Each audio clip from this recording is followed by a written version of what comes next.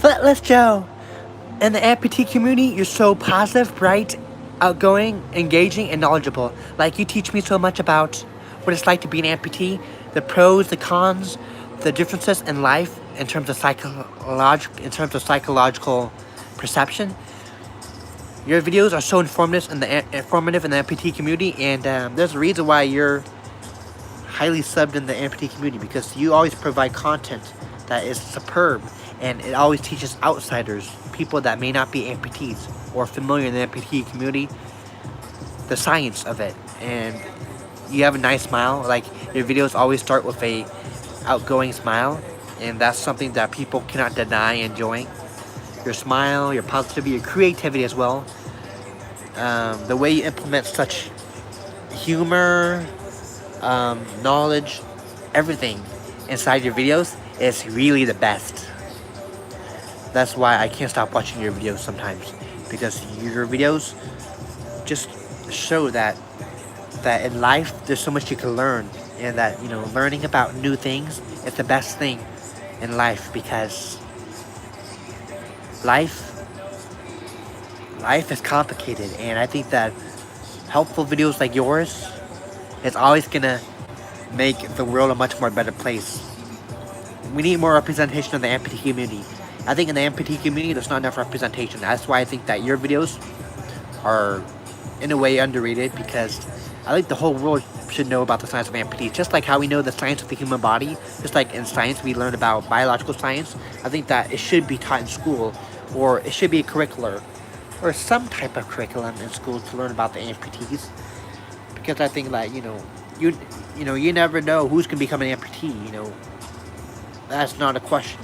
Anyone could lose a leg or limb or arm anytime, and just that I just have much more respect for the amputee community than most people, because I think that it's admirable how people like the amputees work so hard and able to accomplish so much despite having so little resources in terms of community. Like right now where I live, there's literally no amputee community, of course, because amputees are very hard to find, and they're rare. But in where I live, there's very few amputees.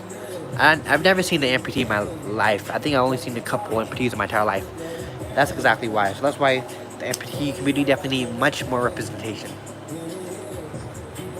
Explain all these things, about phantom limb pain, about the struggles, emotional struggles, because sometimes, the veterans, they go through such emotional struggles. It's not easy. It's really difficult, because sometimes a certain sound can remind them of the trauma. But if you're watching this video, Footless Joe, I'd be so happy.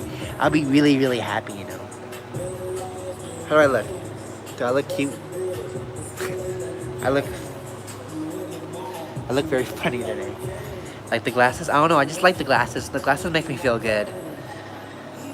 And,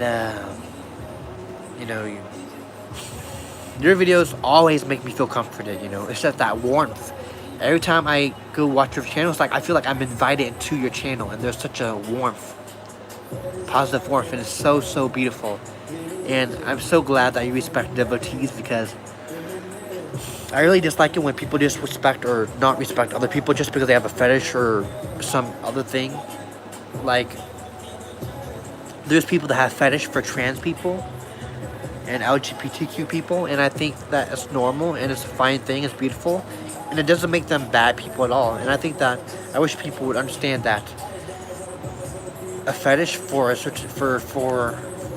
people, specifically, could be amputees, could be trans people, could be LGBTQ people, could be fetish for Asian people, could be fetish for, I don't know. There's millions of fetish. There's fetish for Star Wars. There's a fetish for like Star Wars fans that are, that are girls, or God, there's so many.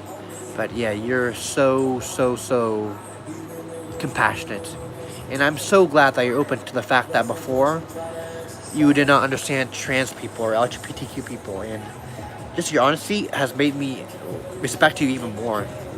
If you're able to be honest about your struggles and your things you're confused about in life, and give it clarity and speak to it in front of a large audience, and let people know that even though you may not understand what it's like to be LGBTQ or you may not respect them at the beginning, it's always never too late to learn about communities and the power of communities and the beauty of communities, because every community is beautiful.